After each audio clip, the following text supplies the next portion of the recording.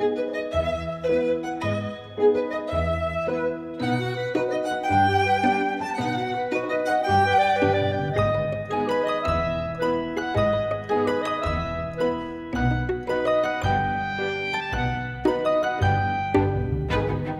viens de Göteborg.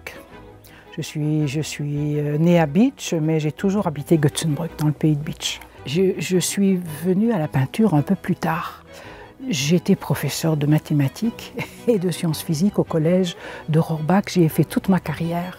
J'ai beaucoup aimé mon métier. Je crois que j'ai toujours aimé aller voir ce que faisaient les autres.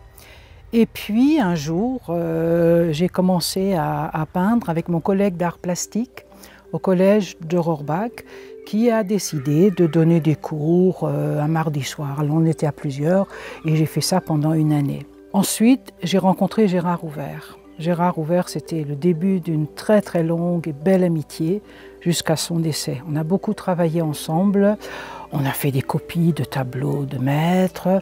On a aussi fait un travail individuellement, personnellement, hein, sur les œuvres. C'était vraiment une amitié enrichissante. Ensuite, je suis allée pendant 2 années à l'École supérieure d'art décoratif à Strasbourg, où j'ai appris à dessiner sur modèle vivant. Et puis, en allant voir les expositions dans les salons, etc., j'ai rencontré des peintres dont j'aimais bien les tableaux. Et c'est comme ça que j'ai fait à peu près 6 stages avec des peintres différents, d'une semaine, en Bourgogne, en Sologne, enfin dans différents endroits.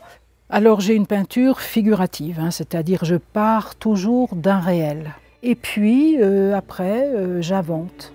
Je crois que quand on peint, on devient plus sensible à ce qui est devant vous. Vous prenez la nature, par exemple les fleurs, il y en a qui passent à côté et qui ne les voient plus, c'est vraiment dommage. L'arbre, c'est pareil, vous vous rendez compte, il n'y en avait plus d'arbres, l'arbre nous donne son ombre en été, etc. Donc je crois qu'il faut regarder les choses avec plus d'attention. Il y a l'écorce, mais après il y a quoi à l'intérieur? Et puis il y a les racines, et puis il y a un tas de choses. Et puis pour le portrait, c'est exactement la même chose, c'est passionnant. Quand on peint, je crois qu'il est important de voir un petit peu ce que faisaient les maîtres anciens.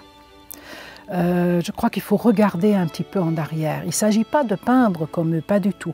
Mais ils nous apprennent quand même les fondamentaux de la peinture, qui sont la composition, l'harmonie des couleurs, les contrastes, repérer l'ombre et la lumière, comment la travailler. Toutes ces rencontres que j'ai faites pour ma pratique personnelle, eh bien, m'ont énormément appris.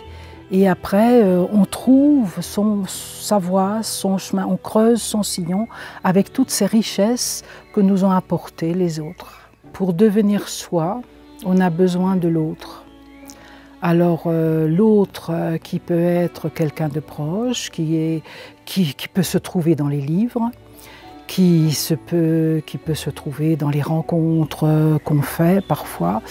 Je crois que, parce que le but de la vie, c'est devenir soi-même. Oui, mais on ne se fait pas tout seul.